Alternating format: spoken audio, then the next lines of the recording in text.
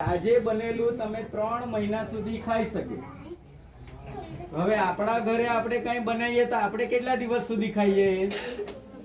આજે બને એટલે સાંજ સુધીમાં તો પતી જાય ને, કે રાત્રે બી પાછા તમે ખાઓ?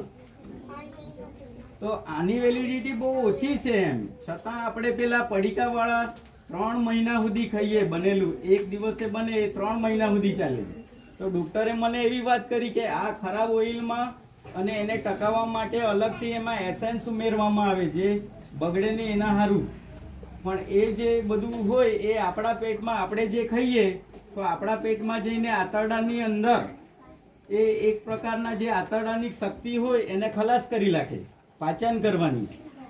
એટલે ખાધેલું પાચન બરોબર થતું નથી અને પાચન થયા વગર જ બહાર નીકળી જાય. આપણે ખાઈએ ઘણું પણ એમાંથી જે પોષક તત્વો નીકળવા જોઈએ 100% એ નહીં નીકળે. એમાં 50% જ નીકળે ને 50% એમ જ નીકળી જાય અને આપણા શરીરને પોષણ મળે નહીં. લોહી બનવા માટે આપણને આયોડિનની ગોળીઓ આપે, એમાં લોહ તત્વ હોય, ઘણા બધા તત્વો ભેગા મળીને પોષક તત્વો પછી કોષોને શક્તિ આપે, નવા કોષોનું સર્જન થાય. તો આ બધું છે. તો એમાં મેઇન પ્રોબ્લેમ એ છે, જો તમે કાયમ માટે ગોળી લેવાના હોય તો તમારે દુકાનમાંથી દરરોજ પડીકા ખાવાના. પછી ડોક્ટર લોકો દર વખતે ટેસ્ટ કરીને તમને ગોળી આપ્યા કરે ને આવી વારંવાર ગોળી લેવાથી આપણા શરીરમાં નુકસાન થાય. તમારું આયુષ્ય ડાઉન થઈ જાય. જે સેલ બનવા જોઈએ એ બનતા નથી. નાની ઉંમરે પછી તમને જાત જાતના રોગો બી થશે, તમારું આયુષ્ય બી ઓછું થશે અને ભવિષ્યમાં તમને જાત જાતના રોગો થાય વિટામિનની ઉણપથી. એટલે બધા સાંભળી લેજો, તમારે ગોળી કાયમ લેયા કરવી છે બોલો, તો પછી તમારે દુકાનની વસ્તુ બંધ કરવી જોઈએ. ખાસ કરીને પડીકા બંધ કરો. પહેલા તમે ખાવાનું મન થાય તો ચણા ખાઓ, બિસ્કિટ ખાઈ શકાય, બરાબર. આ બધામાં જોઈએ એટલું નુકસાન નહીં મળે, પણ આ પડીકા જે છે એ ખાસ નુકસાનકારક જે લટકાવેલા હોય પેકેટ વાળા. એટલે આજથી જ તમે દુકાને આ પડીકા વાળી વસ્તુ બંધ કરી નાખો જો તમારે વધારે જીવવું હોય તો. ને ઘણાને આવડતું ઓછું હોય, લોહી ઓછું હોય તો આપણા શરીરને જે મગજને જોઈએ એટલી શક્તિ થોડી મળવાની. આ મગજ એ તમારું કોમ્પ્યુટર છે, એમાં યાદ રાખવાનું બધા કોષો અલગ અલગ ભાગોમાં બધું વહેંચાયેલા છે. હવે તમારું મગજ જ પછી નહીં ચાલે, કેમ કે તમે બધી રીતે જ અશક્ત થઈ જાઓ. એટલે તમે ભણવામાં હોશિયાર બનવું હોય તો બી તમારે આ વસ્તુ છોડવી પડે. તમને ખબર ને, જેની યાદશક્તિ સારી હોય એ ગ્રેડ લાવે ને અમુકને તો અત્યારે 10 વખત કહે તો એ વસ્તુ સમજ નહીં પડે. તો આ બધું છે. અહીંયા દૂધ આવે, સાંભળો, દૂધ આવે, બધાએ દૂધ પીવું જોઈએ.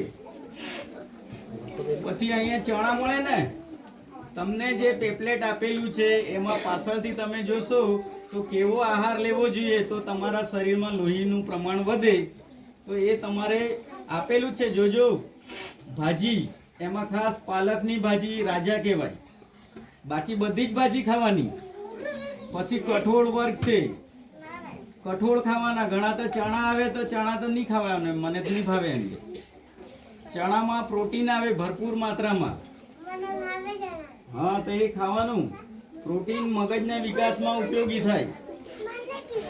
ને જેને શરીરમાં પ્રોટીનનું પ્રમાણ ઓછું હોય એને અત્યારે તો પેલી આયોડિનની જ દવા આપી, પણ પછી તમે દવાખાને જાઓ ને તો ડોક્ટર 3-4 જાતની. એટલે આ પડીકાની અંદર જે છે ખરાબ ઓઇલ, એસેન્સ, એ બધા આપણા પાચન તંત્રનું જે ક્ષમતા છે એ ડાઉન કરી નાખે ને જે આપણા શરીરમાં મળવું જોઈએ એ પોષક તત્વો ઓછા મળે અને બાકી બધા એમ જ નીકળી જાય બહાર, વેસ્ટેજ.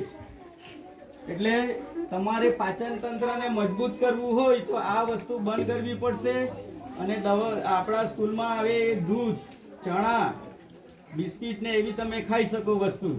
પછી કઠોળ ખાવા જોઈએ, બટાકા, રીંગણ, ટામેટા ખીચડીમાંથી બહાર કાઢે એ પણ બંધ કરવાનું.